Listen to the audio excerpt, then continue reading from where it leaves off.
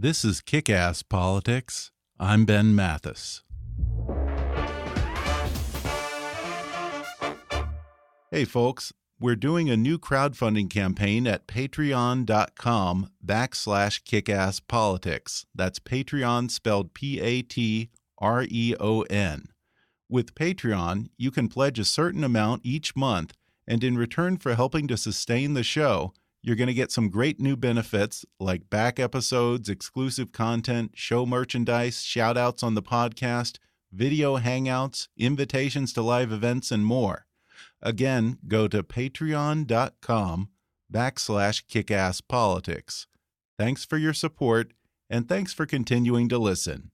And now, enjoy the podcast. Hi, I'm Ben Mathis, and welcome to the show. You're in for a treat today, because I'm going to turn you on to one of my favorite podcasts, and the host of it, the hilarious and ever so politically correct... I can't do that anymore. The hilarious and ever so politically correct Gilbert Gottfried. Known as the comedian's comedian, Gilbert Gottfried began doing stand-up at open mic nights in New York City at just the age of 15, and after just a few years on the stand-up comedy scene, he was recruited to join the cast of Saturday Night Live for their disastrous 6th season. But Gilbert returned to doing stand-up and soon became known for his memorable roles on TV and in film, including shows like The Cosby Show, Family Guy, Hannah Montana, Anger Management, and his recurring role on, of all things, Law & Order Special Victims Unit, as well as movies like Beverly Hills Cop 2, Problem Child and Problem Child 2, Look Who's Talking 2, The Adventures of Ford Fairlane, and as Abraham Lincoln in A Million Ways to Die in the West. But you probably know him best as the parrot Iago from Disney's animated classic Aladdin. He's been a regular on late-night talk shows like The Tonight Show with Jay Leno, The Late Show with Seth Meyers, At Midnight with Chris Hardwick, and The Howard Stern Show, as well as Hollywood Squares and reality TV shows like The Apprentice, Celebrity Wife Swap, and Food Network's Rachel vs. Guy Celebrity Cook-Off. Gilbert Gottfried has made numerous memorable appearances on the Comedy Central series The Burn with Jeff Ross and the Comedy Central Roasts, including his now legendary performance on the Comedy Central roast of Hugh Hefner, which inspired the documentary The Aristocrats. And most recently, he has a podcast on the Sideshow Network called Gilbert Gottfried's Amazing Colossal Podcast, where he and his co-host Frank Santopadre talk about classic movies and TV with Hollywood legends and behind-the-scenes talents. Today we'll cover some of those legends and the ongoing problem he has with his podcast guest kicking the bucket before they make it on his show. He'll do his impression of my recent podcast guest David Steinberg, plus impressions of Vincent Price, early Larry David doing stand-up, old Lucille Ball, and senile Groucho. He talks about his lifelong battle with political correctness, from his joke at the Friars Club roast just 2 days after 9/11, to his tweets about the Japan Tsnumani that got him fired as the voice of the Aflac duck. He also talks about the living hell of working on the infamous Season 6 of Saturday Night Live, and how he found out that he got the axe from that gig. Plus, I verify the legend about Milton Berle. You know what I'm talking about. And fair warning, folks, while this interview is pretty tame by Gilbert Gottfried standards, it's still Gilbert being Gilbert. So you know what you're getting into. Coming up with the hilarious Gilbert Gottfried in just a moment.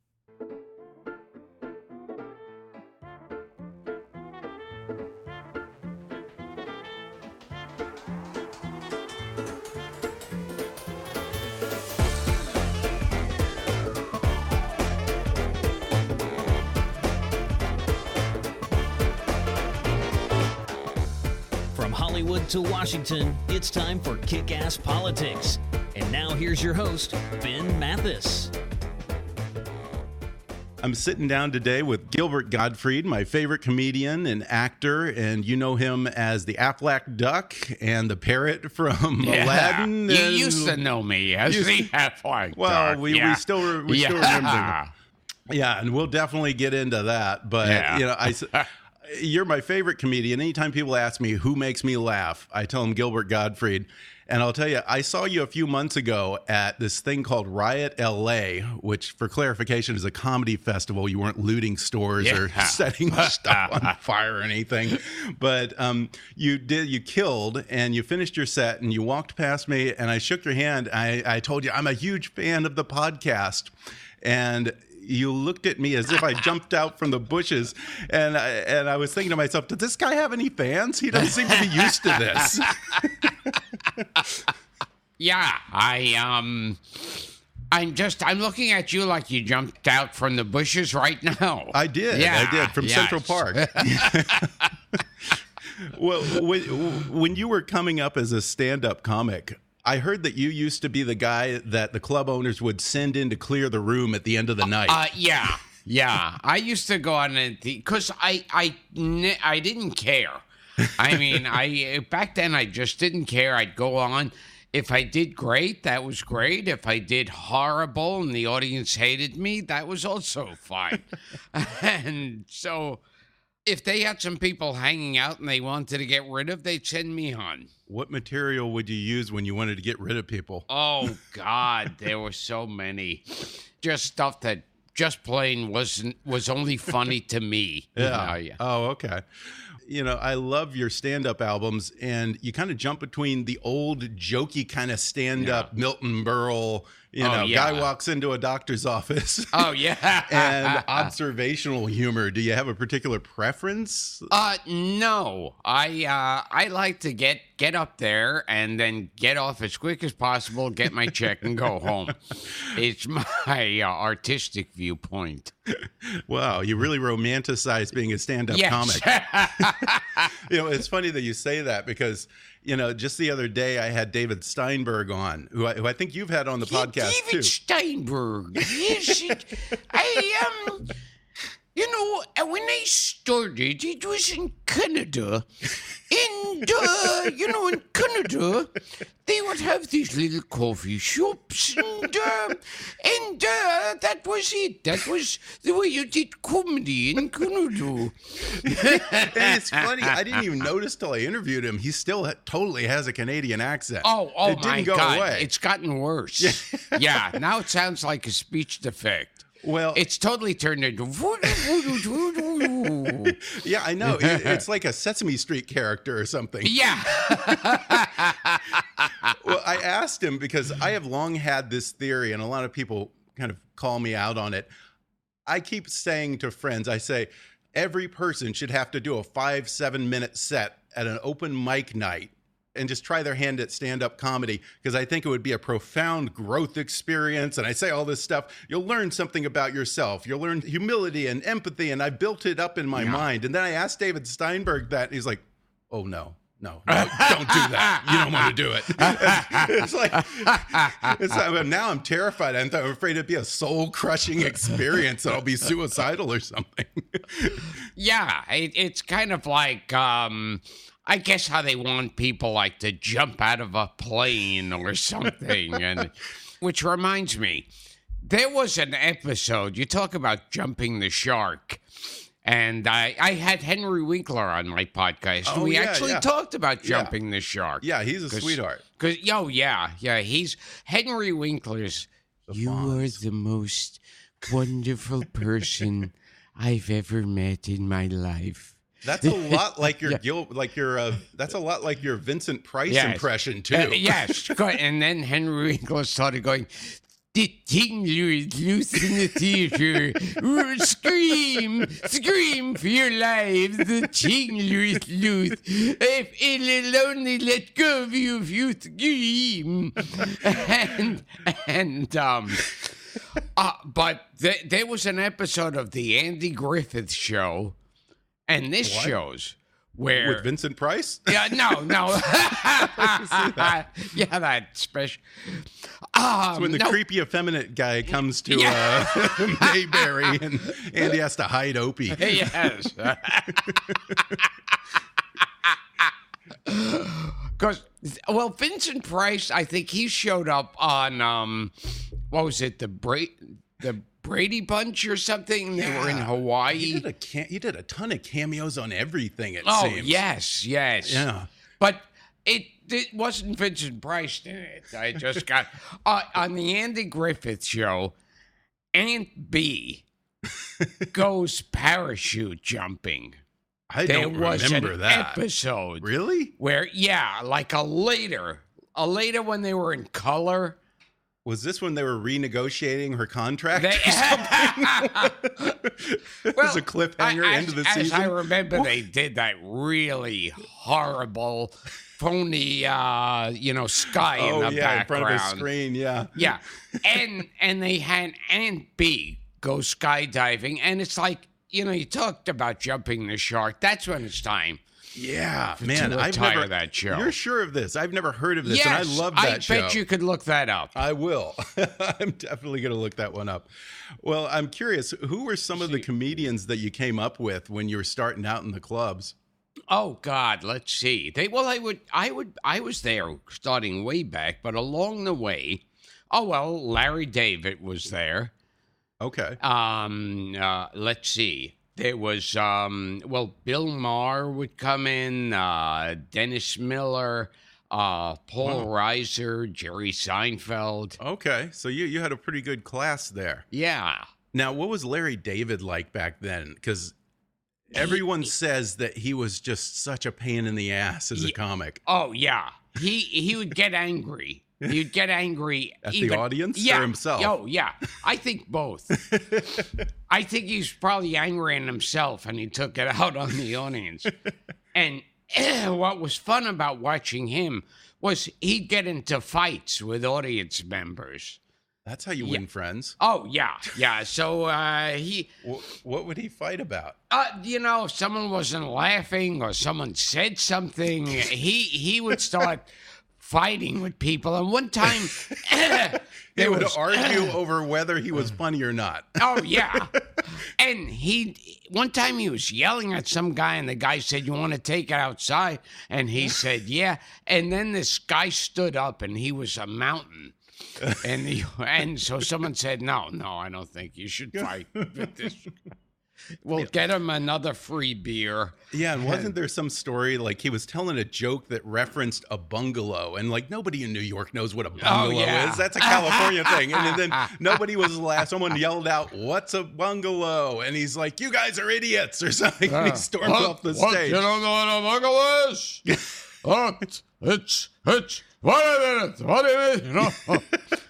I remember one time he was having a fight with someone in the audience, and the guy in the audience yells to Larry David. He goes, "Oh yeah? Well, your mother fucks my dog." and Larry goes, "Oh yeah? Well, I bet your dog doesn't enjoy it."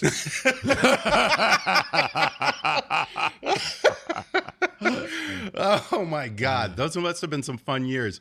I want to ask you something, because I used to hang out at the old Friars Club in Beverly Hills when it was still. I was like the youngest guy. I was like probably 20 years old or something, and I was their youngest member, and I would hang out there. And I know you hang out at the New York Friars Club here, which is still open. Their membership hasn't died off like the one in California. But Milton Berle once said to me, he gave me some advice. I don't know why he gave me this advice, because I wasn't a comedian.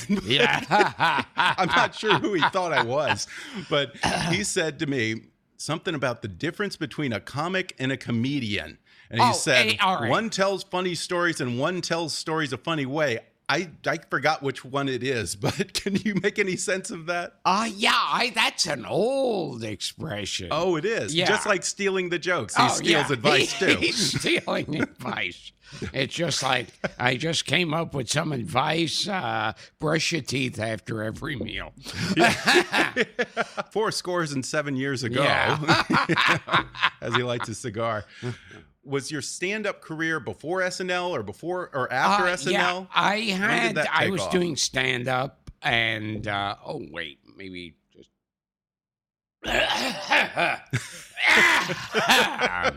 Yeah, he's revived. Is that how you get the Gilbert voice going? No, it's sometimes early in the morning. It's not that early, but it's early for me. And when I've done a show the night before, and sometimes I'll feel it. And I'll go, oh, and I sound like Lucy.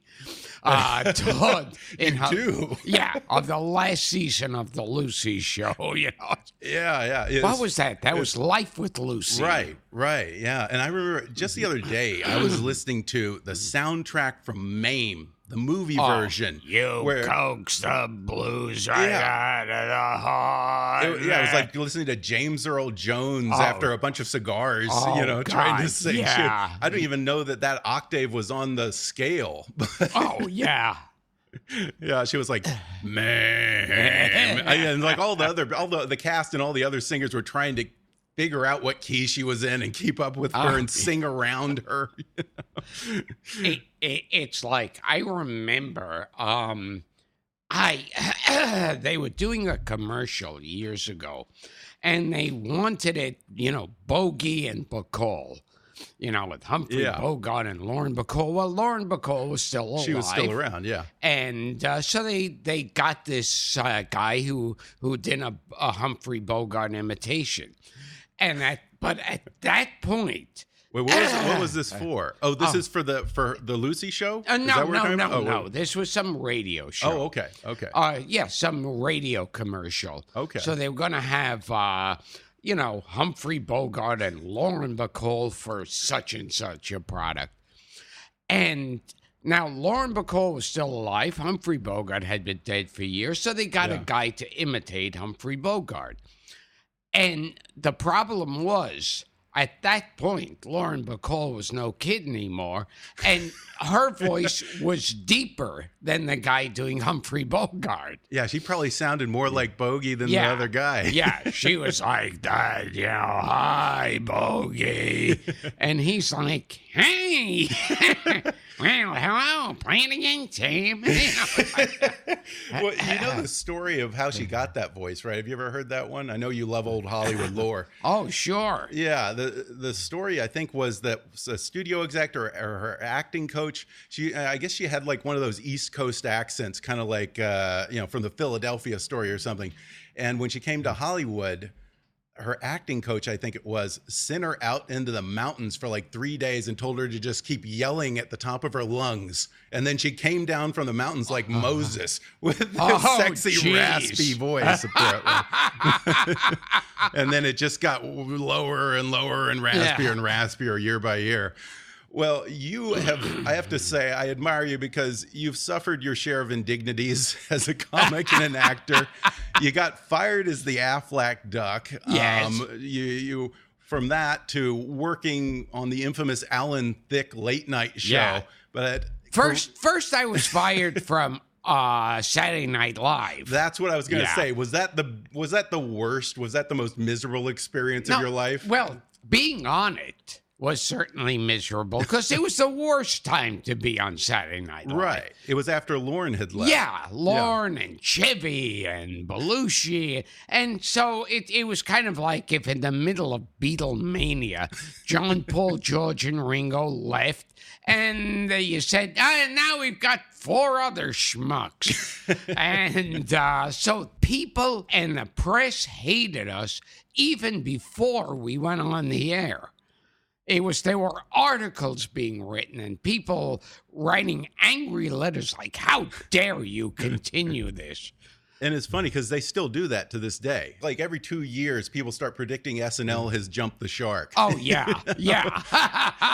Well, yeah, you, I don't know, what was it? Could they not find the niche for you or what was it? That was pretty awful. And I remember what was funny is that when I watch Saturday Night Live, I don't never watch it. It's one of those things like every couple of months I'm switching around and I'll stop. Yeah. And I'll go whenever I find myself going, oh, this sucks. Now, if I were, and then I go, wait a minute, I was there and it sucked even worse, And you were totally different back then. Oh, yeah. Yeah, it was totally. At one point, am I right that they had you playing a corpse? Yeah. That's how hard it was to find a spot for you on that show. Well, the writers hated me. I hated the writers, and I think they just wanted their revenge by having me as a corpse. You know, it's You're like the least quiet guy I've ever met, so I can't even picture that. You know, it saved money on getting a mannequin or something to throw in there. Yeah. And how did you find out that you were fired from the show? Oh, yes. After 12 episodes.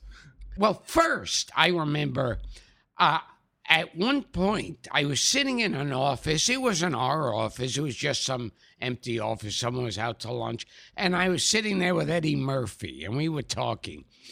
And then one of the girls who worked there pops her head in, and she goes, "Oh, Eddie, there's a call for you on line 2. And he picks it up, and he goes, "Yeah? Oh, shit. No, I won't tell anyone. I'm not going to tell anyone. No, okay, all right." And before he even hangs up the phone, he goes, "They just fired Gene Domanion." And that was the producer who was subbing yes. in for, who didn't, Gene Domanion did the Woody Allen movies and a bunch of theater and that kind of thing, but didn't really, SNL wasn't the right niche. Yeah. So she was fired, and then we got Dick Ebersol is brought in. Who I think of as a sports guy. Yes.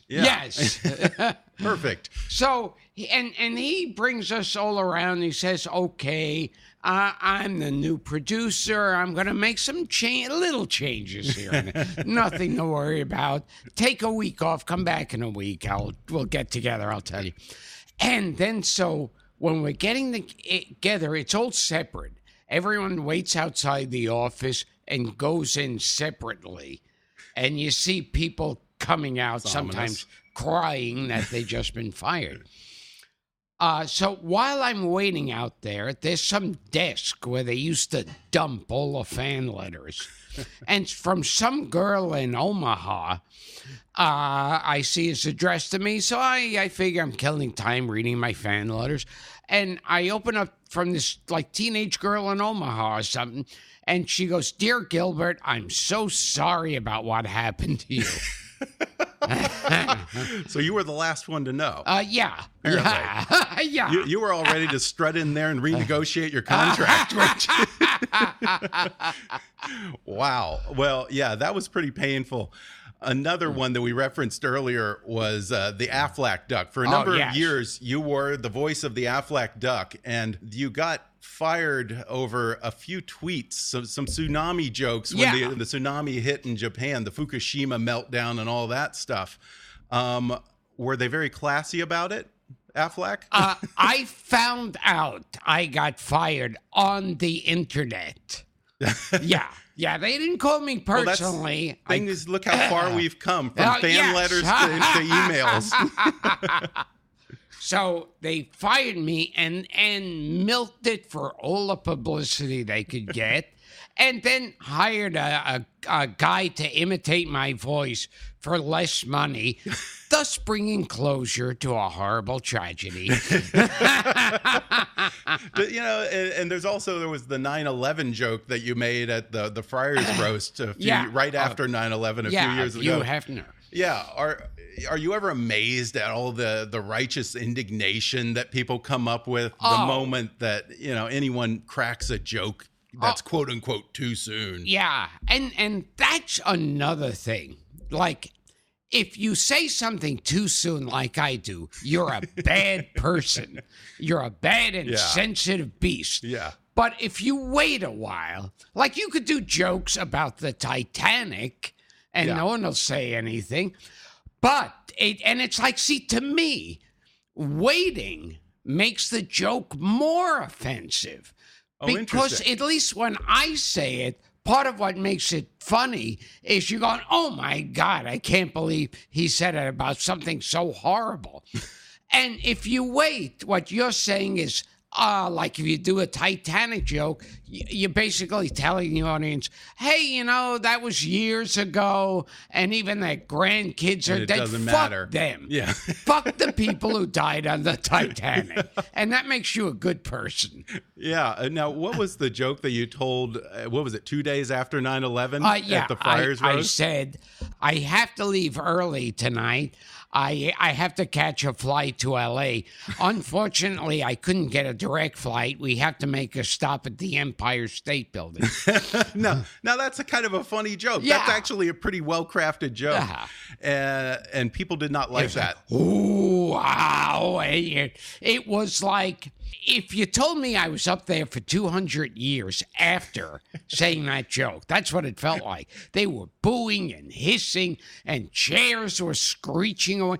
And one guy yelled out too soon, and I thought it meant I didn't take a long enough pause between the setup and punchline. And I should have done 1, 2, 3, and then said Empire State Building.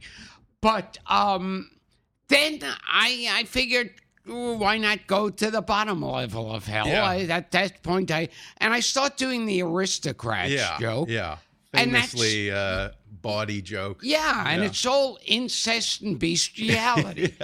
And so they were And you redeemed howling. yourself by the end yes. of it. That's what's amazing. They're howling and cheering. I mean, the place explodes. Yeah, they applauded your resilience. Yeah, and to me it meant terrorist attacks, bad taste, incest and bestiality, good taste. Yeah. Well, yeah, I would applaud that because I think, there's no bigger way to stand up to terrorists than to mock them, to say you're not going to keep us from being able to laugh and be happy and speak our mind and have free speech and all this. Yeah, I kind of think like if the terrorists had heard like, how the Americans were acting, and you said, they're making jokes and laughing about it, they go, what the hell? Damn it. They're supposed to be hiding under their couches now. Yeah, they're afraid of Gilbert Gottfried. Yeah. We're going to take a quick break, and then I'll be back with more with comedian Gilbert Gottfried. We'll be back in just a moment.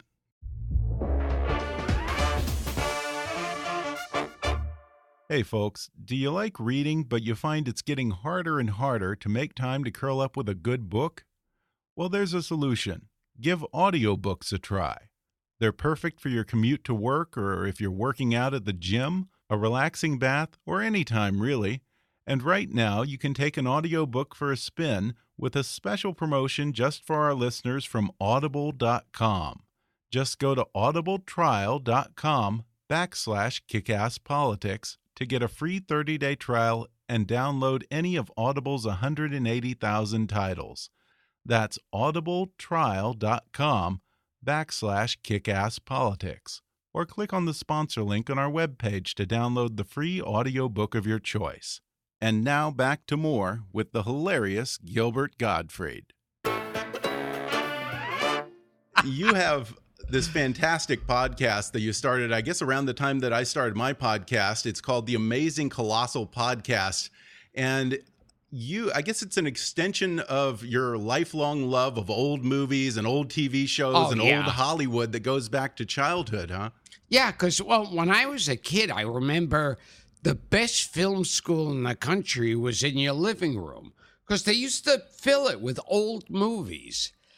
And like one channel would have the old gangster Bogart, Cagney, and Robinson movies. And then the next channel would be like the Universal horror films. And you'd even see like they'd even show silent films. Oh, really? On network television or local stations? Wow. I mean, everything popped up then. Before TCM. Yeah. And the most obscure things, they would just need filler. And I became fascinated with old movies, and then they had the variety shows. Oh yeah. You're a big fan of those. Oh, both old and new stars were on that, and that fascinated me. Yeah, and it's such a fun podcast because you have all of these old stars, old comedians, old actors, songwriters, writers. And it's kind of like you're archiving stories. Oh, the yes. great stories of entertainment in Hollywood. And it's so fascinating and it's great that someone's doing that. Oh, that these stories won't die with the people, because your guests are dying off. Oh. You're well aware of that. Oh, I don't know how many times I've had an idea and I'd say, oh, God, you know who I'd love to have on the podcast? And I'll write their name down on a piece of paper and they'll die. They'll die before I get to the last name, before I've written down the last. Because, I mean, it is. We were going to have Jack Carter on the show. Right. And he died. This old character actor, William Shallard, he died after he agreed to do it. Well, yeah, and when Jack Carter, let's say, canceled his appearance, you brought in instead Pat Cooper, who's kind of in a similar vein. Yes. And he's one of those ones. I love it when you have a guest who I feel like they're wheeled in with an oxygen tank. Oh, yeah. And it's these old show folks who seem to just be hanging on because they still have a bunch of axes to grind with people. Oh, yeah. And they use your show as like to go off on everyone who's ever done them wrong. And it's like, you're like, oh, you know, what was it like on this movie? And it's like, you know, they'll be like, oh, Milton Berle is a son of a bitch. Oh, yeah. He stole my act. Or so-and-so still owes me $500.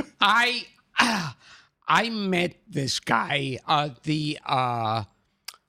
God, what is his name now? Damn, the amazing something, Carl Ballantine. Okay. The amazing. I don't even know that legendary Carl. He's one of these guys, I think he was in McHale's Navy, and he's popped up in movies and TV shows. If you saw him, you'd recognize the voice, like a big, kind of grumpy Jewish guy with a putty face, and he was very funny. He used to do a made up magic act, you know, where he'd do these tricks that all go wrong, and he'd mutter something angry and go on to the next trick, and he was very funny.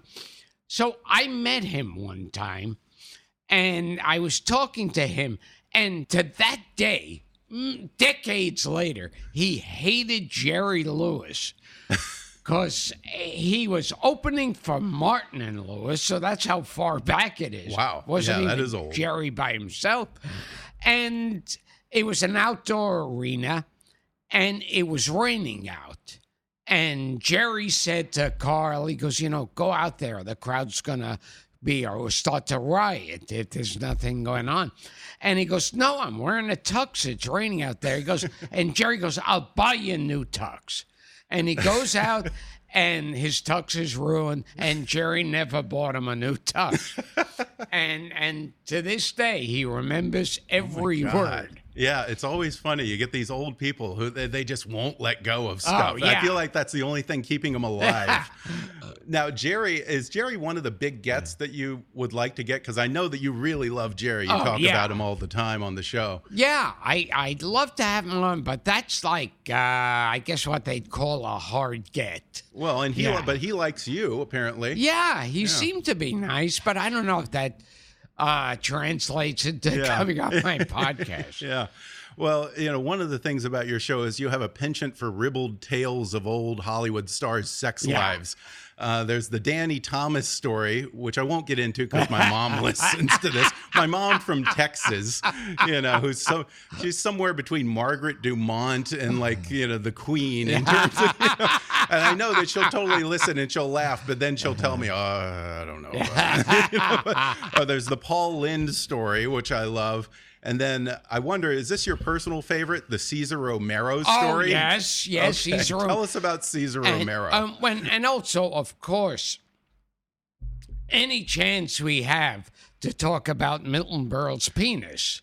Oh, yeah. Yeah. We'll get into that. Yeah. I can verify the stories about Milton Berle. Because when I was at the Friars Club, like I said, I was the youngest guy. And the problem is, I have the exact same story as Jeff Ross, the same story that he told on your show, the comedian, because Milton was really old. He wasn't getting around very well. And I would sit at he would have a big table with a lot of people. I would sit there at lunch, and then, it kind of petered out, and around 2:30 or so, I was the last person left, and he asked me to help him to the bathroom because he didn't get around very well. Oh, geez. Literally the same story as Jeff Ross. So I help him to the bathroom, and I'm almost wondering if this was some kind of come on, the fact that it comes up twice with two different people, the exact same situation.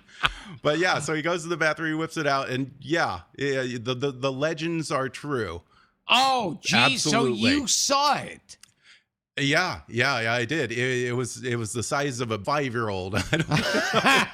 But the only reason I knew this because it's not a big secret. Everyone in Hollywood knows that everyone has Milton seen Berle it. has his famous appendage. It was even referenced on Friends once, believe it or not.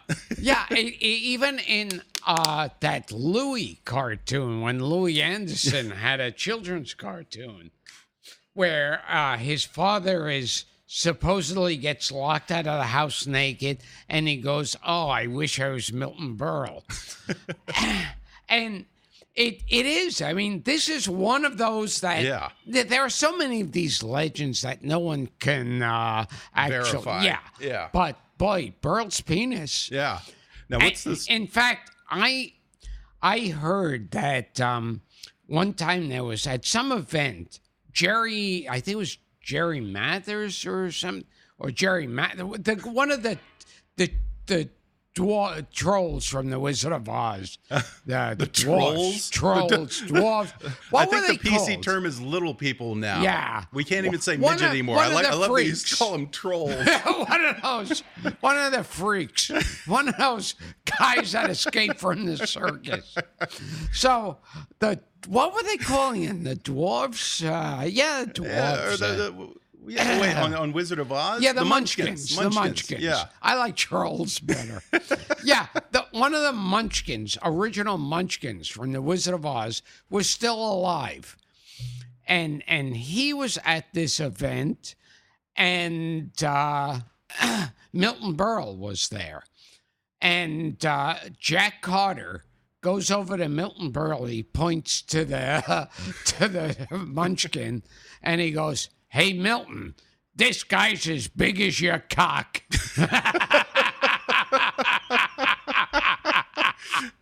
Well, I know you have to go pretty soon, but tell us the Cesar Romero story.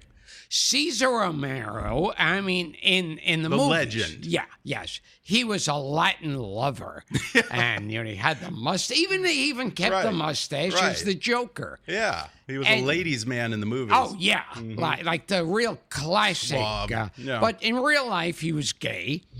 And what he was into was he used to gather up these boy toys, and he'd pull his pants and underwear down and instruct these guys to throw orange wedges at his ass. Now, some say tangerine wedges, so there are some arguments. Yeah, the subject of much debate among film critics and citrus experts. And one other person told me that he would stand ankle deep in warm water while he did this. I'm still trying to imagine what that did for him. I don't know when you wake up one day and go, it would be a turn on. Well, I always feel bad for these people when you start telling these stories on the show, because they're all these unverified legends. And I feel bad for like Danny Thomas and these guys, because it's like you have this prolific career, you do all of this great work, all this humanitarian work and charities and St. Jude's and all this. And then you become known for something like that for the rest of your life. That ends up on your Wikipedia page for hundreds of years after you're gone. But in a different category, where I guess it's been proved, is the Bill Cosby. Oh, yeah. 1,000 years from now, if you say Bill Cosby, they'll go, "Oh, that he'll never live that down." Yeah. Any of his albums or TV shows forget it. Well, I don't know. You better watch out. Someone might do that to you one of these days. Oh, Like, there's this story about Gilbert Gottfried and a sheep one time. And he would stand ankle deep in warm water with the sheep while they flung coconuts at his ass. Well, one of the things I love about you is I didn't even realize till you started your show, the Amazing Colossal Podcast. I didn't know that you do impressions, but you do impressions of people that no one's ever heard of, like old Groucho Marx, not young Groucho, old Groucho. Now those were some of the things how I would chase the audience out. I would do impressions of these people that nobody knew. I would go and Sydney Green Street. Yeah. And so the way like some people would have, in the old days, the impressionists would go, hey, if Cary Grant was your waiter, it might go something like this. And I would do it's like, and if John MacGyver was your waiter, everything here must go according to schedule. I run a tight ship here. Yeah, because when I saw you do stand-up a few months ago, I feel you were doing impressions of like Al Jolson, and I feel like I was the only person laughing. And then you would do like Groucho Marx, but you would do Groucho when he was losing his memory and just rambling on the Dick Cavett everybody show. else was, that's the nastiest thing I've ever heard. That got the typical Groucho. And I was fascinated with with Groucho when he was old. Yeah, like when you go on Dick Cavett or something. Yeah. And it was like, I was once working and it was in the theater. And this was, now the theater was a place where you'd stand on the stage and there'd be people in the audience. And the audience was a name for people who would watch the show. A show was something that would go on stage. And that, for people who haven't seen those interviews, that's pretty much a dead-on impression. Yeah. But every now and then he would still have that little spark, and you would see a little of the old Groucho Marx you'd wit. See, like the eyes would light up, and his voice would take on more of a strength. Yeah. Well, I know that you have to go, but I appreciate your taking time to sit down with me.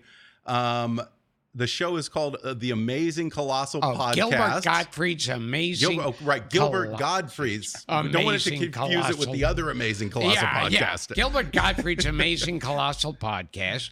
And do you have anything else that you want to plug coming up? Well, it's on, you could hear it on GilbertGottfried.com. Subscribe on iTunes in the comedy category. Terrific. Well, yeah, everyone should definitely subscribe and vote for it. You want to take us out with a little bit of The Dummy in the Window? There used to be this black comedian named Larry Raglan. Today I thought I saw a dummy in the window. I looked and it was you, wearing a new dress as usual, trying to look your best, impossible, 'cause with you it's not really what you wear. Why don't you wash your face? It's a disgrace. And that was part of his comedy act? Yes. Good God. That was my favorite part of it. All right. Well, Larry Ragland and Gilbert Gottfried. Gilbert, thanks so much for sitting down with me. This has been way too much fun. And my Twitter is at Real Gilbert. Okay, at Real Gilbert. Twitter's definitely an expensive hobby to have. That's right. Yeah, that's right. That's how you lost the Aflac duck. Yes.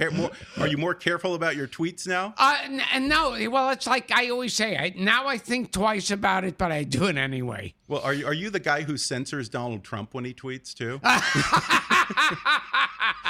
Gilbert, I love it. You're too much fun. Thanks so much. Oh, thank you. All right. Bye-bye. Thanks again to Gilbert Gottfried for coming on the podcast. I swear I never laughed so much in my life. If you enjoyed my talk with Gilbert, and you know you did, you can subscribe to his podcast on iTunes. It's called Gilbert Gottfried's Amazing Colossal Podcast. I'll also include links for that in the show notes and on our website. His comedy album, Gilbert Gottfried Dirty Jokes, is also available on iTunes and Spotify. You can get the latest on Gilbert and his upcoming live appearances at gilbertgottfried.com and check out his podcast site at gilbertpodcast.com. You can also follow him on Twitter at @RealGilbert. Please subscribe to Kick-Ass Politics on iTunes and leave us a review while you're there. And you can also help us reach our fundraising goal for the year and get rewarded by donating to our Patreon campaign at patreon.com/kickAssPolitics. Follow us on Twitter at @KAPolitics or visit Kick-Ass Politics on Facebook. And while you're there, recommend Kick-Ass Politics to your friends on your social media.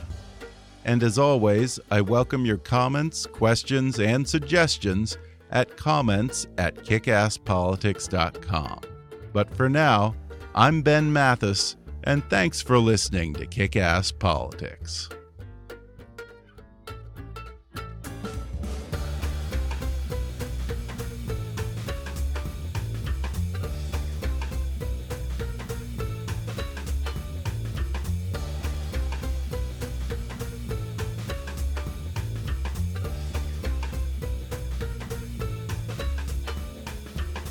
Kick-Ass Politics is a trademark of Mathis Entertainment, Inc.